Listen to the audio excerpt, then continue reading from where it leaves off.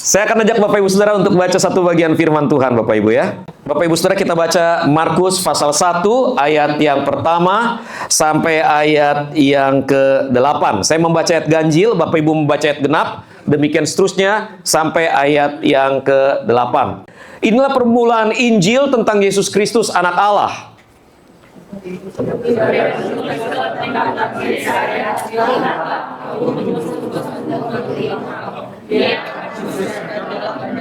Ada suara orang yang berseru-seru di padang gurun, persiapkanlah jalan untuk Tuhan, luruskanlah jalan baginya.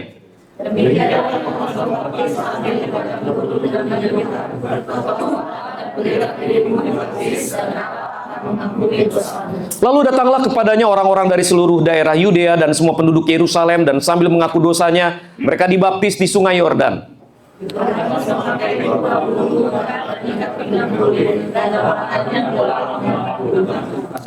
Inilah yang diberitakannya, sesudah aku akan datang Ia yang lebih berkuasa daripadaku, membungkuk dan membuka tali kasutnya pun aku tidak layak.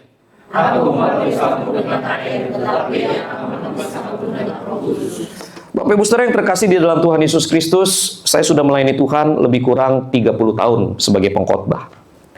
Dan Bapak Ibu, di dalam perjalanan pelayanan itu saya khotbah dari satu gereja ke gereja yang lain. Istri saya pernah kurang kerjaan, Bapak Ibu Saudara, dia hitung sebetulnya saya sudah berkhotbah berapa kali kalau saya dari awal pertama kali berkhotbah.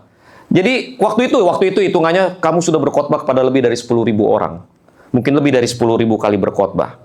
Bapak Ibu Saudara, perjalanan pelayanan itu membawa saya masuk dari satu gereja ke gereja yang lain, dari satu gereja ke gereja yang lain, dan kemudian membuat saya kemudian melihat ada gereja yang menurut saya it's okay, it is good church, but then saya juga lihat ada gereja yang kurang oke, begitu Bapak Ibu Saudara. Pertanyaannya adalah apa yang membuat sebuah gereja jadi oke, dan apa yang membuat sebuah gereja jadi nggak oke? Tentu saja kalau saya bertanya ini kepada Bapak Ibu Saudara, kita akan muncul dengan preferensi pribadi kita, betul gak ya? Ada orang-orang yang suka dengan gereja yang gemerlap. Ada orang-orang yang suka dengan gereja yang AC-nya semprong.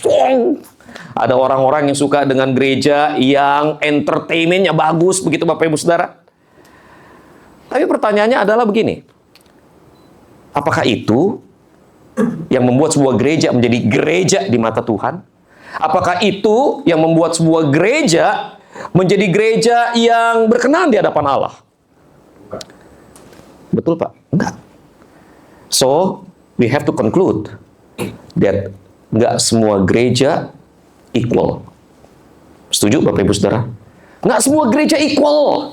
Jadi pertanyaannya, apa yang membuat sebuah gereja adalah benar-benar gereja? First of all, Bapak Ibu Saudara, bagi saya, sebuah gereja disebut gereja adalah ketika gereja itu setia pada kebenaran firman Tuhan. Amin. Sekarang gini loh Bapak Ibu Saudara.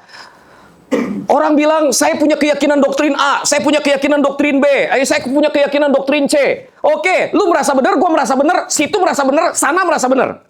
Yang jadi hakim siapa? The Bible actually. So God gave the Bible. So the Bible is your ruler. Alkitab adalah ukurannya. Apa yang Alkitab sampaikan itu yang kita pegang. Setuju Bapak Ibu Saudara?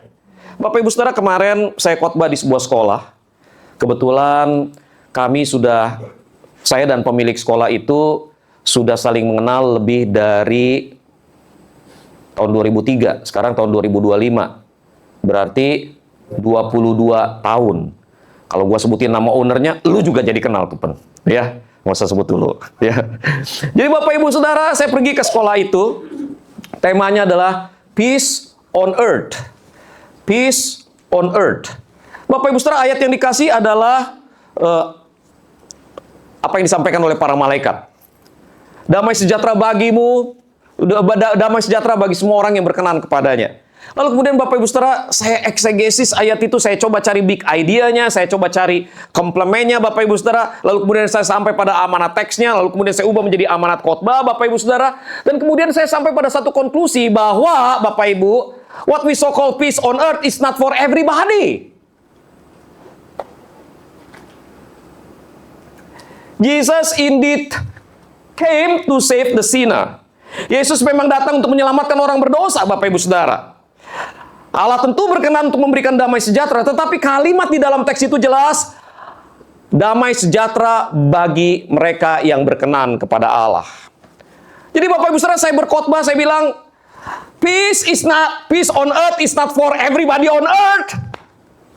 Damai hanya untuk mereka yang berkenan kepadanya. Bapak Ibu Saudara, ternyata setelah saya khotbah begitu, saya turun dari mimbar, saya baru ngeh bahwa that is not what they expected from me. Mereka maunya, saya bukan khotbah itu. Mereka tuh maunya gini loh. Sebagai sebuah sekolah, marilah kita membawa damai ke tengah masyarakat, begitu. Ya kalau lu mau begitu, lu teksnya jangan yang itu. Kan ada Yeremia. Usahakanlah kesejahteraan kota di mana kamu aku buang. Kan ada ayat itu. Lu jangan ayat yang ini. Kalau lu kasih ayat yang ini, maka sebagai seorang pengkhotbah, saya dipaksa untuk mengkhotbahkan sesuai dengan teks. Setuju Bapak Ibu Saudara?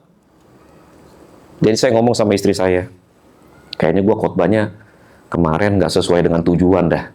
Nggak sesuai dengan harapan. Lu kadang-kadang gitu sih, kata istri saya. Diundang khotbah kemana, semau-mau lu aja. Saya bilang, gue kagak semau-mau gue semau-mau Alkitab maunya begitu ya gue ngikutin aja. But that is the problem sih Bapak Ibu Saudara. Banyak pengkhotbah bilang dia berkhotbah dari Alkitab. Banyak pengkhotbah mengatakan bahwa dia mengajarkan firman Allah. Lalu kemudian Bapak Ibu Saudara, message yang disampaikan adalah teologi kemakmuran, motivasi. Jadi itu teologi kemakmuran based on the word of God. Itu motivasi based on word of God, Bapak Ibu Saudara. Dan beritanya apa? Beritanya sehat, beritanya makmur, beritanya bahagia, beritanya sejahtera. Jarang sekali saya dengar gereja mengkhotbahkan tentang pertobatan. Bapak Ibu Saudara, kalau kemudian perkenanan Allah itu penting bagi kita, dan untuk diperkenan di hadapan Allah kita harus menyelaraskan diri kita dengan kebenaran firman Allah. Bukankah itu berarti bahwa kita harus hidup di dalam pertobatan, Bapak Ibu Saudara? Jadi Bapak Ibu Saudara, sorry kalau kemudian gereja ini jadi gereja yang nggak populer di mata Bapak Ibu Saudara, atau di mata banyak orang. And I don't mind with it. Gereja ini akan menjadi gereja yang memberitakan pertobatan. Amin Bapak Ibu Saudara. Bapak Ibu Saudara, itu sebabnya Bapak Ibu Saudara, tema kita hari ini adalah ini Bapak Ibu Saudara. Pertobatan yang memulihkan. Pertobatan indeed scary word, but actually itu yang membawa pemulihan Bapak Ibu Saudara. Sebab tanpa pertobatan tidak ada pemulihan. Tidak di Israel, tidak di Puri Mansion. Hanya pertobatan yang membawa pemulihan. Dan Bapak Ibu Saudara, sebagai orang-orang yang membawa berita pertobatan, sebagai gereja yang membawa berita pertobatan Bapak Ibu Saudara, kita dipanggil untuk hidup di dalam rencana Allah. Bapak Ibu Saudara, first of all, pertobatan hanya terjadi ketika kita mau belajar hidup di dalam rencana Allah. Bapak Ibu Saudara yang terkasih di dalam Tuhan Yesus Kristus, Yohanes Pembaptis itu lahir untuk menggenapi rencana Allah. Kalau kita membaca ya Bapak Ibu ya, Lukas pasal 1 ayat 15 sampai yang ke-17. Kita lihat di sini Bapak Ibu. Ini adalah apa yang malaikat sampaikan kepada Zakaria, ayah dari Yohanes Pembaptis. Dia berkata, sebab ia akan besar di hadapan Tuhan dan ia tidak akan minum anggur atau minuman keras. Bapak Ibu Saudara, ini kalimat ini aja Bapak Ibu Saudara sudah menunjukkan bahwa Yohanes akan menjadi nazir. Menjadi apa Bapak Ibu Saudara? Nazir. Nazir adalah orang yang menguduskan diri untuk Tuhan. Dan ciri dari nazir adalah dia tidak minum anggur, dia tidak minum minuman keras lainnya. Dan ia akan penuh dengan Roh Kudus mulai dari rahim ibunya. Bayangin Bapak Ibu Saudara, dia penuh dengan Roh Kudus mulai dari rahim ibunya. Ia akan membuat banyak orang Israel berbalik kepada Tuhan Allah mereka. Dan ia akan berjalan mendahului Tuhan dalam roh dan kuasa Elia untuk membuat hati bapak-bapak berbalik kepada anak-anaknya dan hati orang-orang durhaka kepada pikiran orang-orang benar. Dan dengan demikian ia menyiapkan bagi Tuhan suatu umat yang layak baginya. Jadi Bapak Ibu Saudara perhatikan, dari titik kalimat ini Bapak Ibu Saudara, malaikat itu berbicara mengenai misi Yohanes. Kenapa dia dilahirkan? Karena dia harus mengemban sebuah misi. Lalu kemudian kalimat ini dilanjutkan dengan ini Bapak Ibu Saudara. Dia membuat hati bapak-bapak berbalik. Dengan kata lain Bapak Ibu Saudara, ada satu message yang Yohanes akan bawa. Tetapi Bapak Ibu Saudara perhatikan di sini. Semua kalimat tadi berkaitan erat dengan ayat ini. Yesaya 40 ayat 3 sampai 5, Maleakhi 3 ayat 1 sampai 4. Yang ayatnya tadi kita baca. Ada suara orang yang berseru-seru di padang gurun.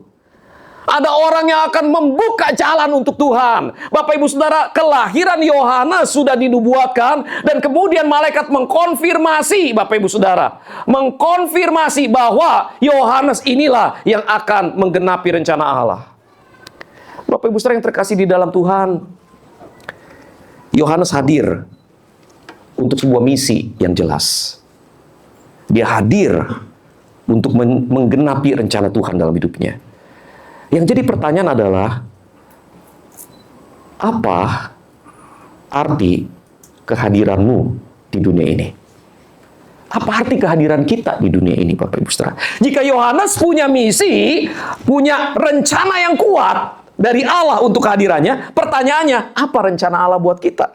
Bapak Ibu Saudara yang terkasih di dalam Tuhan, ketika kita diselamatkan dan dilahirkan kembali, Alkitab berkata begini, karena kita ini buatan Allah, diciptakan dalam Kristus Yesus untuk melakukan pekerjaan baik yang dipersiapkan Allah sebelumnya, Ia mau supaya kita hidup di dalamnya. Dengan kata lain, Bapak Ibu Saudara, ketika kita diselamatkan dan dilahirkan kembali, ada sesuatu yang Allah sudah siapkan untuk kita hidupi.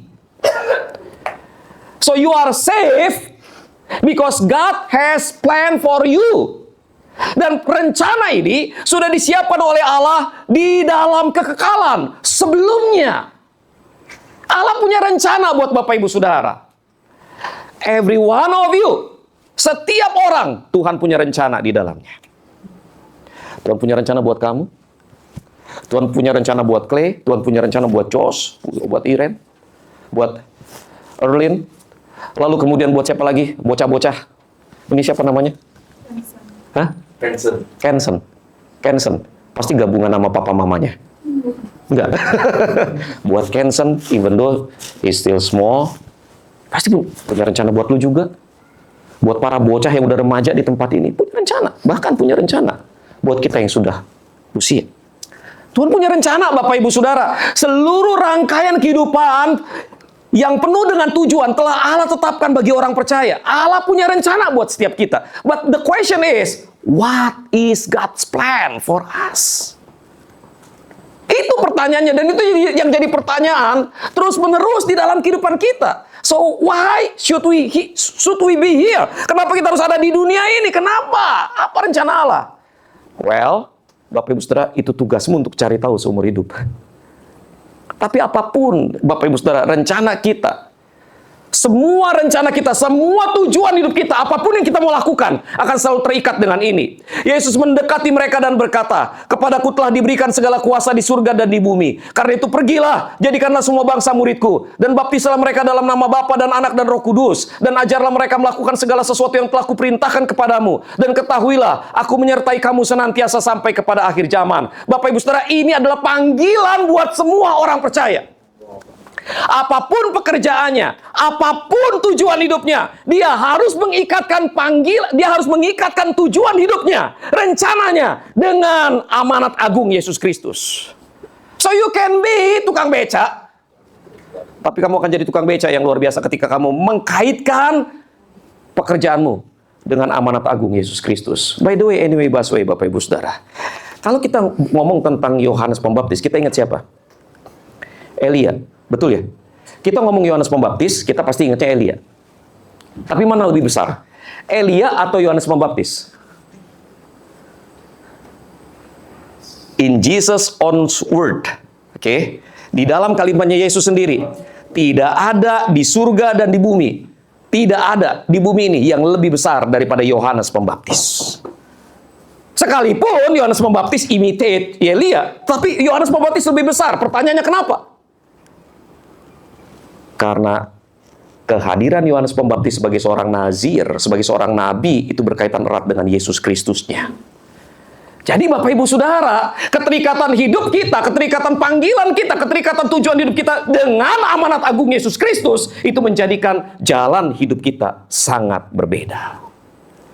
Pertanyaannya Bapak Ibu Saudara, bukan kau dipanggil untuk jadi apa? Lukas dan Ria adalah komposisi yang kurang pas. Yang satu banker, yang satu guru. Yang satu mikirin amal, yang satu mikirin duit, Bapak Ibu Saudara.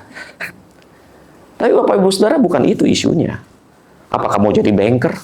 Apakah mau jadi seorang guru? Apakah mau jadi pemain musik? Apakah mau jadi fighter? Apakah mau jadi manajer yang nggak ada kerjaan terus kemudian main sepak bola mulu? Dia banyak kerjaannya, tapi hobinya sepak bola dari dulu. Atau mau jadi apa? Tukang kertas? Lebih mulia daripada, sebenarnya tukang kertas sama tukang kayu kurang lebih sama lah. Karena kayu dari kertas. Jadi apa sih Bapak Ibu Saudara? Pensiunan? No, that is not the issue.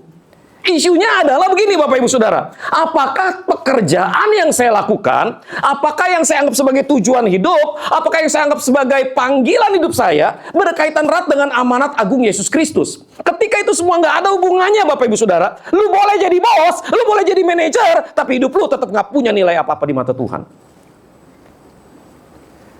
Jadi yang terpenting adalah Bapak Ibu, kita memastikan hidup kita ada dalam rencana Allah. Kita nggak tahu secara spesifik apa rencana itu, tetapi kita tahu garis besarnya, bahwa apapun yang Tuhan sediakan untuk kita, yang Tuhan mau untuk kita, itu pasti terikat dengan amanat agung Yesus Kristus. Kalau nggak ada itu, Bapak Ibu Saudara, kita nggak punya nilai, nggak punya makna. Bu Mel kenal sama ini? Nggak kenal? Bapak kenal, Pak? Nggak kenal? Om Sugi kenal? Nggak. Berarti zaman dulu nggak ada TV. Saya juga nggak kenal sebetulnya. Tapi ini artis, kayaknya artis sejaman itu. Zaman itu begitu ya. Joe Sanders, lahir tanggal 3 Juli tahun 1906, meninggal tahun 72. Merupakan seorang pemeran atau aktor berkebangsaan Inggris yang memenangkan Academy Award. Bayangin, Academy Award. Dia dilahirkan di Saint Petersburg, Rusia. Berkarir di dunia film sejak tahun 36 sampai tahun 72. Panjang karirnya. Meninggal dunia pada tahun 72. Di Castel de Vels, Barcelona, Spanyol, akibat overdosis obat bius tidur. Ini adalah tindakan bunuh diri, Bapak Ibu Saudara. Dia kehilangan damai, dia bunuh diri dan meninggalkan catatan, I committed suicide because I am boring and because I have already lived long enough. Ngeri nggak sih Bapak Ibu? He had everything Bapak Ibu Saudara. Dia punya segala-galanya, dia punya fame, dia punya ketenaran, dia punya uang, dia punya mansion. Dia mau apa Bapak Ibu Saudara? Dia nggak kekurangan, dia bisa beli. Nggak kekurangan. Tapi Bapak Ibu Saudara, apa yang menurut dunia sebuah kesuksesan, sebuah keberhasilan, sebuah kehebatan, ternyata tidak memuaskan hatinya.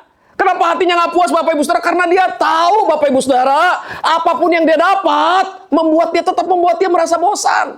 Ada sesuatu di dalam dirinya yang menganga, ada sebuah lubang yang minta diisi. Dan sebetulnya nggak ada yang bisa mengisi lubang itu kecuali Allah sendiri. Dengan kata lain Bapak Ibu Saudara, sehebat apapun kita, kalau kita nggak pernah mengaitkan jalan hidup kita dengan Allah, kita tetap kehilangan makna. Bapak Ibu, 200 tahun yang lalu, omnya istri saya meninggal. Saya lupa maksudnya tahun berapa itu, saya lupa, tuh udah lama banget gitu maksud saya. Ya. Saya manggilnya Sacek. Jicek ya? Yang dikremasi. Semua udah meninggal. Semuanya udah meninggal. Jicek apa Sacek yang dikremasi ya? Hah? Jicek, iya. Begitulah orang Hokkien, semua ada nomornya. Ya. Jadi Bapak Ibu Saudara, Jicek itu tinggi gede. Jadi keluarganya mertua saya itu tinggi-tinggi gede-gede Bapak Ibu Saudara. Saya tuh kayak jalan kayak, modelnya Along gini lah. Modelnya Randy begini, Along Randy begini, cuma bentuk badan tuh gede-gede begitu Bapak Ibu Saudara. Nah, bentuknya kayak Martin. Gede begitu Bapak Ibu ya, cuma tinggi. Nah, saya tuh kalau jalan ngeliat, saya selalu merasa direndahkan. Karena mereka memandang rendah terus kan kalau kamu ngomong sama saya. Bapak Ibu, satu kali Jicek meninggal, lalu kemudian dikremasi di Tangerang. Orang tinggi gede begitu, dikremasi. Saya datang, ayo keluarga ngumpul di belakang katanya, siap untuk terima tulangnya, abunya. Bapak Ibu, saya nggak tahu gimana itu punya cerita, nggak lama tulangnya dikeluarin.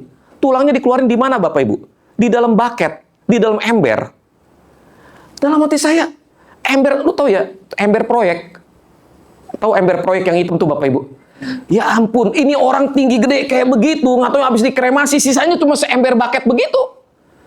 Itu jadi buat saya.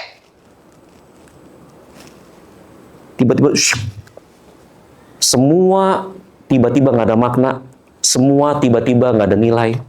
Hidup manusia cuma seperti itu. Sehebat apapun dia, setinggi gede apapun dia, segagah apapun dia, sekaya apapun dia, setenar apapun dia, in the end of the day, ketika kematian datang menjemput, semuanya hilang, sia-sia Bapak Ibu Saudara. Kalau dikremasi sisa tinggal satu ember, kalau dikuburin sisa tinggal batu nisan.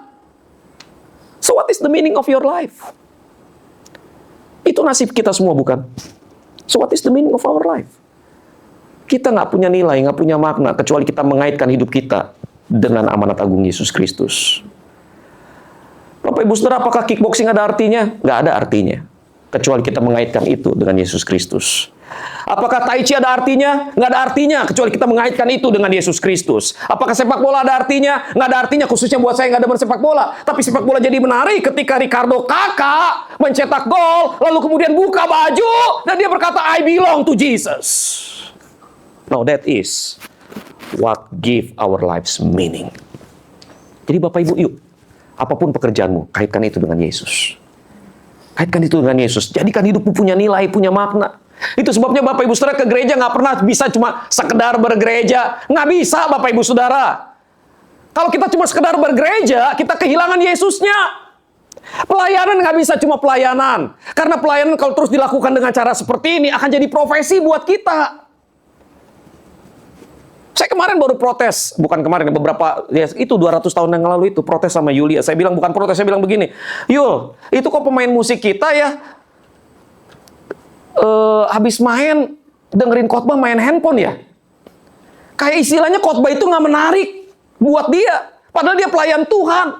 Gue yang sekolah teologi aja duduk dengerin khotbah, gue tungguin, gue dapat apa nih? Kenapa bisa begitu Bapak Ibu Saudara? Karena saya sendiri menyadari 30 tahun pelayanan, Saudara, tiba-tiba khotbah jadi sesuatu yang biasa. Gue bisa khotbah bagus tanpa persiapan, gila nggak? 30 tahun, men. Orang bego juga jadi pinter. Kalau melakukan hal yang sama berulang-ulang. Tapi bukan itu yang kita mau kejar.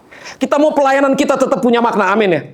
Kita mau pelayanan kita tetap punya makna. Kita mau khotbah kita tetap punya makna. Kita mau tetap permainan musik kita tetap punya makna. Kita mau kehadiran kita tetap punya makna. Dan itu sebabnya Bapak Ibu Saudara, apapun yang kita lakukan, kita kaitkan dengan Yesus Kristus. Kita kaitkan dengan amanat agung. Amin Bapak Ibu Saudara. Itu langkah pertama Bapak Ibu Saudara. Kita tahu kita salah kalau kita tidak kaitkan. Kita tahu kita bukan saksi yang efektif kalau kita tidak kaitkan Bapak Ibu Saudara. Kita harus kaitkan panggilan hidup kita dengan amanat agung Yesus Kristus. Hiduplah dalam rencana Allah. Pastikan panggilan hidup kita terhisap ke dalam amanat agung Yesus Kristus. Yang kedua, Bapak Ibu Saudara, untuk bisa menjadi saksi yang efektif, menceritakan pertobatan, Bapak Ibu Saudara, kita harus mengkaitkan seluruh hidup, bukan cuma panggilan, tapi seluruh hidup. Seluruh hidup harus menyampaikan berita pertobatan. Bapak Ibu Saudara, tadi ya, Elia sang nabi, si Yohanes kan dia bilang dia berpakaian dengan jubah bulu binatang, lalu kemudian makan belalang begitu Bapak Ibu Saudara, minum madu hutan. Bapak Ibu Saudara, sebetulnya dia cuma melakukan kembali napak tilas apa yang Elia lakukan Bapak Ibu.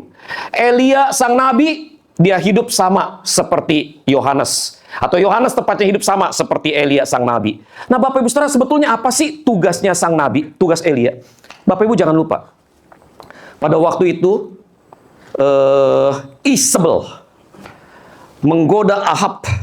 Lalu kemudian Ahab tergoda dan menyebabkan seluruh bangsa Israel menyembah Asiterot, menyembah Baal, Bapak Ibu. Bangsa Israel hidup di dalam sinkretisme. Percaya Tuhan, percaya dukun. Percaya Tuhan, percaya patung. Hidup dalam sinkretisme, dan itu membuat Allah murka. Allah kemudian mengutus Elia. Dan tugas Elia adalah memastikan bahwa bangsa Israel kembali kepada Allah. Dia berteriak tentang pertobatan, memastikan pertobatan terjadi, supaya bangsa Israel datang menyembah Allah. Bapak Ibu, lalu kemudian terjadi peperangan di Gunung Karmel. Oke.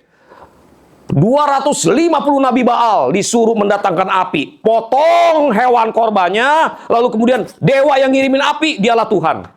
Elia juga potong hewan korbannya, Bapak Ibu Saudara, dibelah menjadi 12 bagian, Bapak Ibu, sesuai dengan suku-suku Israel. Lalu kemudian disiram air 12 kali, Bapak Ibu, disiram air. Lalu kemudian itu dia tungguin. Yang ayo lu duluan, lu kan banyak kan ya, lu duluan. Wah, lalu kemudian semua pada teriak, Baal, Baal. Wah, dia tarik teriak Baal. Pakai golok begitu Bapak Ibu. Tahu dong? Hah? Tapi bener Alkitab ngomong begitu, pakai golok gitu ya. Menoreh-noreh tubuhnya begitu Bapak Ibu. Wow, begitu pokoknya dicari. Nggak taunya nggak datang apinya Bapak Ibu. Giliran Elia doa, Tuhan tunjukkan siapa yang Tuhan. Jekur, api beneran muncul Bapak Ibu Saudara. Bisa nggak kejadian kayak gitu? Saya pernah ngalamin kayak gitu Bapak Ibu. Habis pelepasan, jimat dikumpulin. Setelah jimat saya termasuk di dalamnya. Jimat saya dikumpulin begitu Bapak Ibu. Cuma jimat saya itu lahirnya dari badan saya sendiri. Jadi waktu saya dilayani pelepasan, itu rantai keluar dari ulu hati saya. Ngambang begini. Jadi bukan keluar jatuh, gitu enggak. Ngambang. Ke arah tangan yang narik begitu Bapak Ibu. Yang narik teriak begini, Om, rantai kapal Om, rantai kapal Om. Saya udah lemes diem dipegangin begini Bapak Ibu Saudara ya. Lalu kemudian itu orangnya nariknya begini. Lalu kemudian pendetanya bilang, bukan Brur, itu kuasa gelap Brur, jangan ketipu Brur, tarik Brur. Brur itu panggilan orang gereja Pentakosta, brother maksudnya begitu Bapak Ibu Saudara ya. Jangan Brur, tarik Brur. Bapak Gembala teriak, dalam nama Yesus, dalam nama Yesus. Lalu kemudian orang pada nyanyi, ada kuasa dalam darahnya. Saya lemas Bapak Ibu Saudara. Rantai keluar dari ulu hati saya.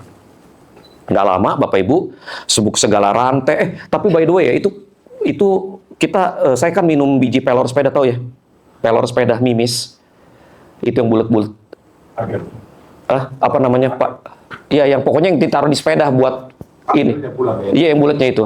Saya telan 5 butir. Keluarnya itu jadi rantai begitu Bapak Ibu. Masih gagah. Karena itu syarat buat ilmu kebal. Saya nggak mempan dibacok dari umur 10 tahun. Gitu aja. Itu buat syarat.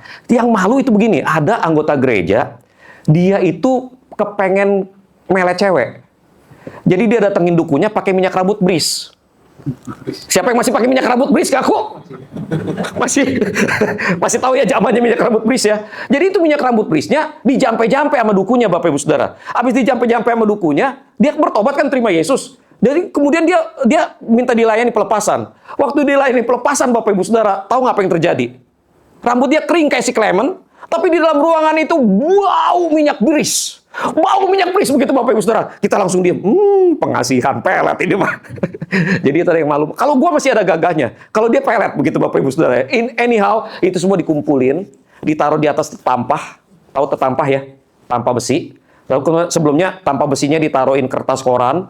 Jimat-jimatnya ditaruh di atas tampah besi yang udah dilapis kertas koran. Lalu Bapak Gembala bilang, Jim bawa ke dapur, siram pakai air.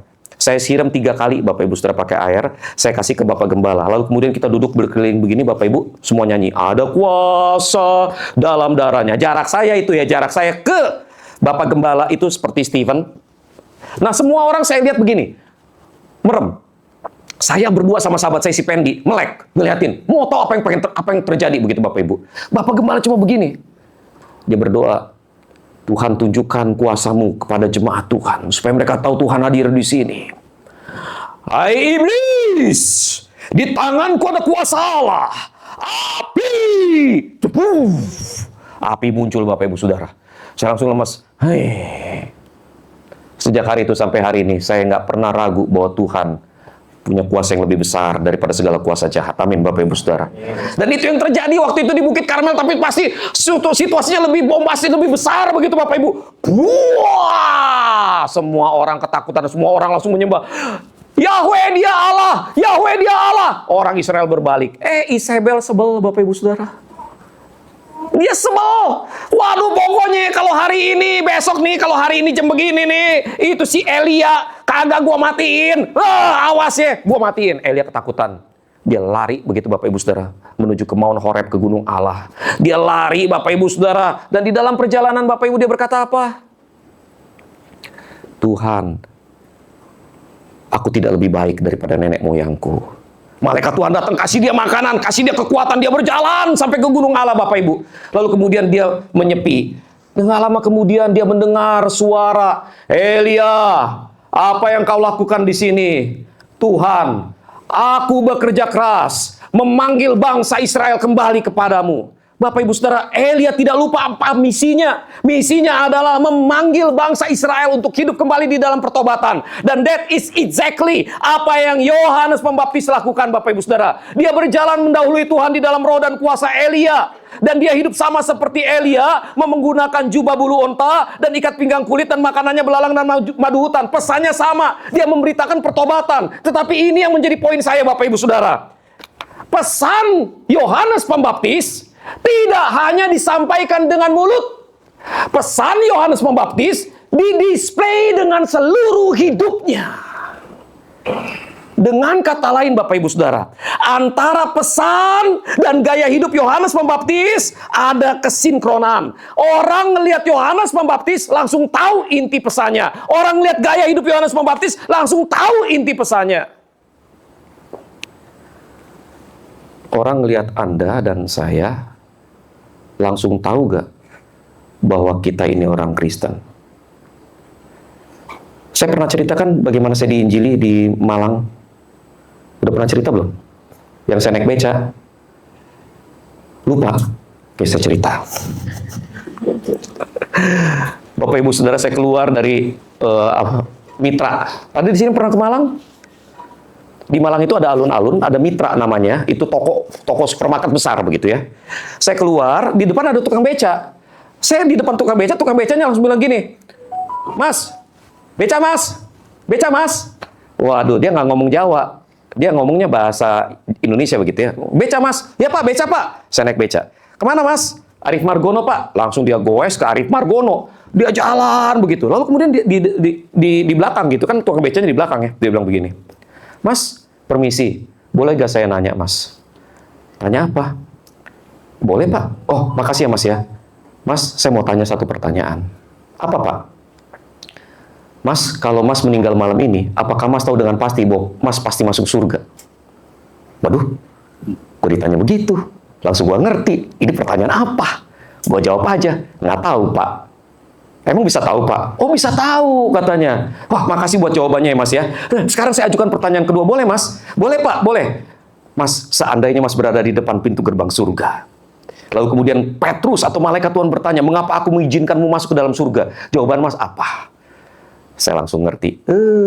Gue lagi di EE. EE adalah sebuah program pelatihan penginjilan, singkatan Evangelism Explosion.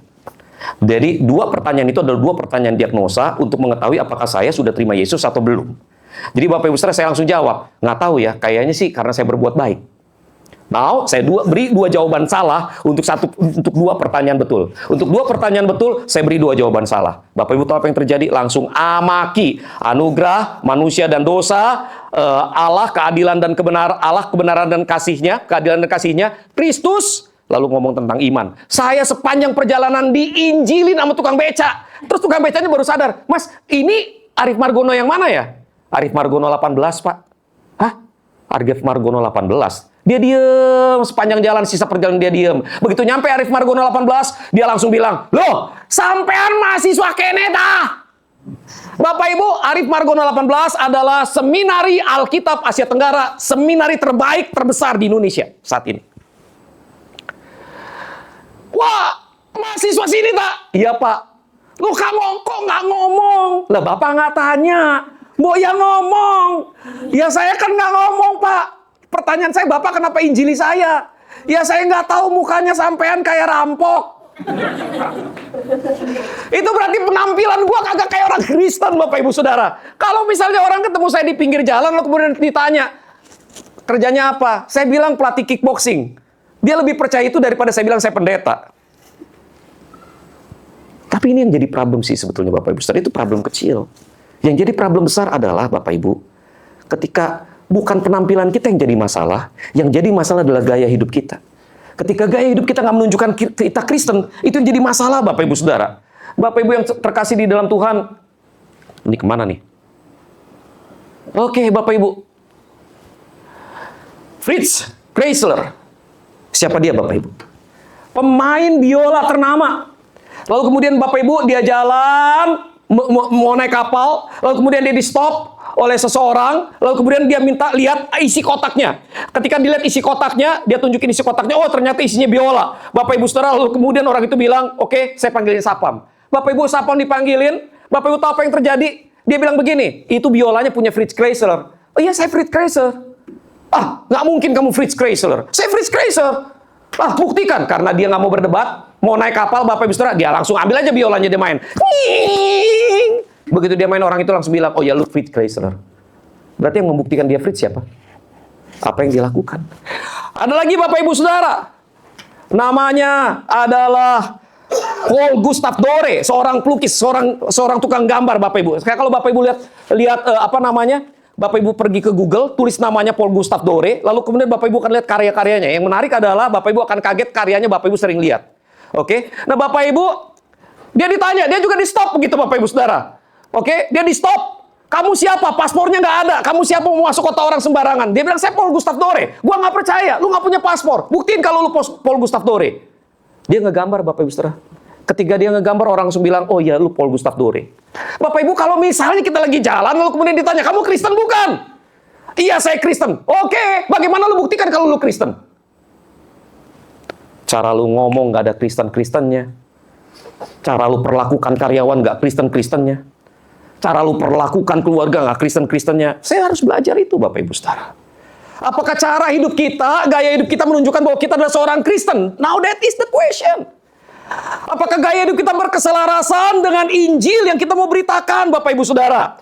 Apakah dengan melihat hidup dan karya kita, orang melihat Yesus? Berita apa yang kita sampaikan melalui gaya hidup kita? Bapak Ibu, di sini pentingnya pertobatan.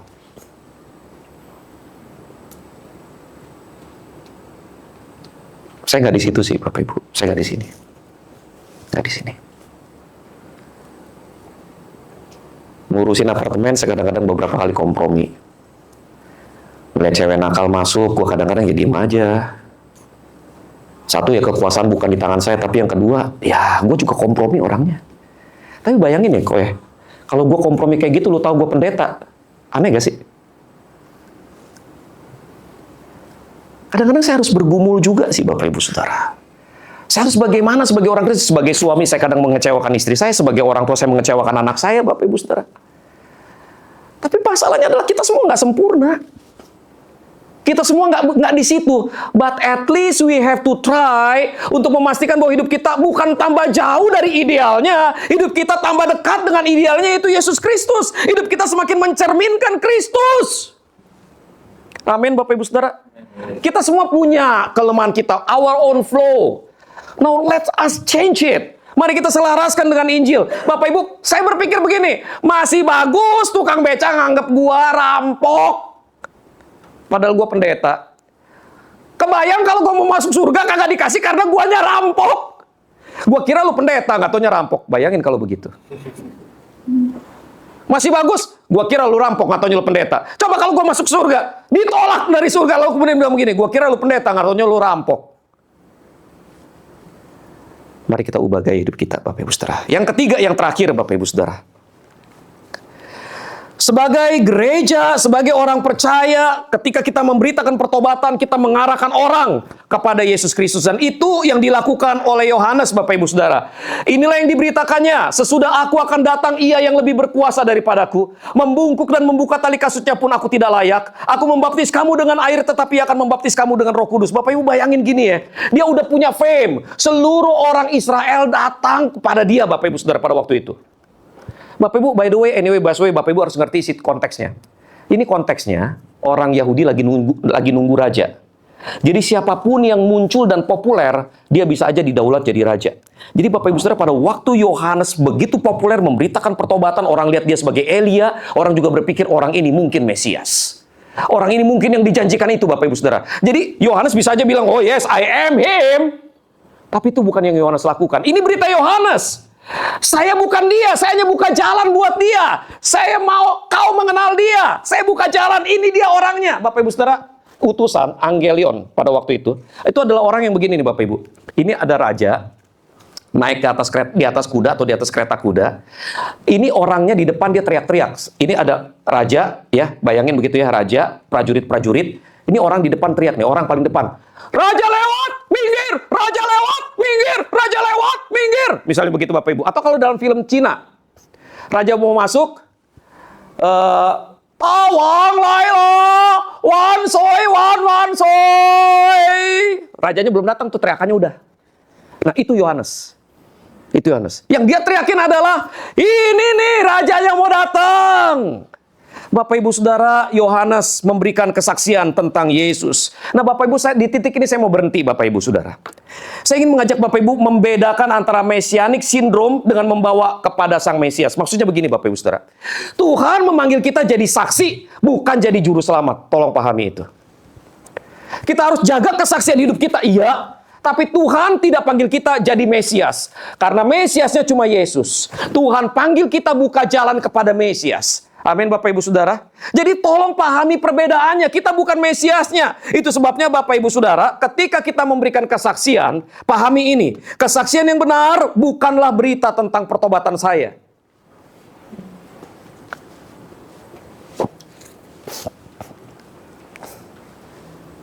Saya kalau cerita, saya pernah ngajar bela diri di sebuah sekolah. Lalu kemudian itu seminar ya, seminar self defense. Lalu kemudian ada seorang guru, saya lagi istirahat, duduk di pinggir jalan. Duduk di pinggir lapangan begitu ya. Lalu kemudian gurunya ada satu yang nyamperin saya. Pak Jimmy, kenal sama Bapak ini, dia sebut nama teman saya dari kecil. Iya, kenal. Dia jemaat di tempat saya sekarang. Oh gitu ya, dia sering cerita loh tentang Pak Jimmy. Oh iya, cerita apa? Katanya Pak Jimmy dulu mafia ya. Kagak. Oh enggak. Tapi Pak Jimmy pernah lakukan ini enggak? Saya langsung tahu. Sorry ya, dalam bahasa Ibrani, si kutu kupret, dia cerita. Ngerti kan maksud saya Bapak Ibu? Lu mestinya jangan cerita yang kayak gitu, karena yang itu kan cuma lu yang tahu. Jadi saya tahu dia dapat sumber informasi yang legitimate. Yang legit informasinya. Jadi saya nggak bisa bohong. Masa pendeta bohong? Jadi saya bilang, iya itu dulu yang saya lakukan. Iya, kalau itu yang Bapak lakukan berarti Bapak mafia lah dulunya lah, triad lah, gangster lah. Bukanlah Pak. Coba, Bapak pernah gini-gini juga gak? Iya. Nah, gangster lah itu katanya.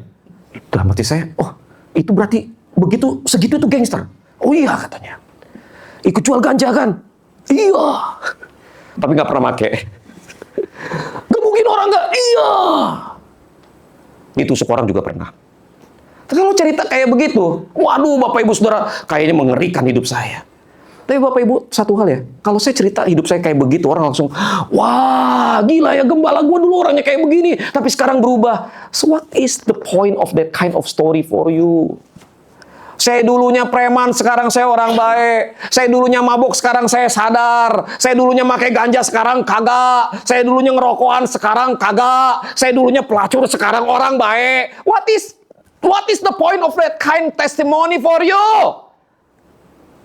Yang kayak gitu lu nggak perlu Yesus juga bisa berubah jadi orang baik kok. Banyak dari agama lain juga yang begitu. Betul nggak Bapak Ibu Saudara? Itu sebabnya kesaksian kita nggak boleh cerita tentang saya dulu brengsek, sekarang saya orang baik. Kesaksian kita seharusnya adalah saya dulu brengsek, saya tetap brengsek, ketemu Yesus, saya jadi baik. Puji Tuhan, puji Yesus. Yesus mengubah saya. Itu inti beritanya dan itu inti berita yang ingin saya sampaikan di tempat ini Bapak Ibu Saudara. Di tempat ini nggak ada orang kudus. Sorry, ada nggak? Yang dari kudus? Nggak ada.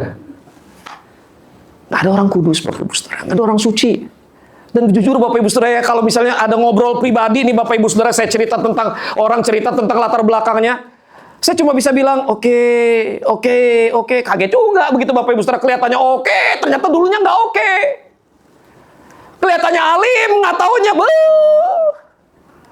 nggak tahu begitu Bapak Ibu Saudara. But that is not the problem in this church. Gereja ini nggak ada masalah dengan itu. Lu dulu boleh ngeblangsak, sekarang lu di dalam Tuhan. Di tempat ini lu aman. Amin Bapak Ibu Saudara. Bapak Ibu Saudara, kita semua orang berdosa, cuma cara berdosanya yang berbeda, itu aja. Yang satu main cewek, yang satu nonton bokep. Sama juga Bapak Ibu Saudara. Nggak nonton bokep, ngeliatin cewek seksi lewat mata begini. Bapak Ibu Saudara, kita semua orang berdosa. Cuma cara berdosanya yang berbeda. Itu sebabnya Bapak Ibu Saudara, ketika kita berjumpa dengan Yesus, let the past be past. Amin Bapak Ibu Saudara. Biarkan masa lalu tetap menjadi masa lalu, karena kita mau berjalan bersama-sama di dalam Tuhan. Now that is the message of this church. Ini message, ini berita dari gereja ini. Bahwa di tempat ini kau boleh bukan siapa-siapa. Di tempat ini kau boleh punya masa lalu yang buruk. Tapi di tempat ini kita mau bersama-sama mengalami perubahan yang di dalam Tuhan. Amin Bapak Ibu Saudara. Jadi jangan takut untuk terbuka di gereja ini. Jangan takut untuk cerita tentang masa lalumu di gereja ini. Karena kami mengerti dan memahami bahwa masa lalumu bukan siapa dirimu. Bahkan masa depanmu bukan siapa dirimu. Karena siapa dirimu adalah siapa dirimu di dalam Yesus. Amin Bapak Ibu Saudara. Bapak Ibu Saudara yang terkasih di dalam Tuhan, itu sebabnya saya latih Tai Chi, Bapak-bapak. Saya latih Tai Chi, Bu. Kenapa saya ngelatih Tai Chi di tempat ini? For free, nggak bayar.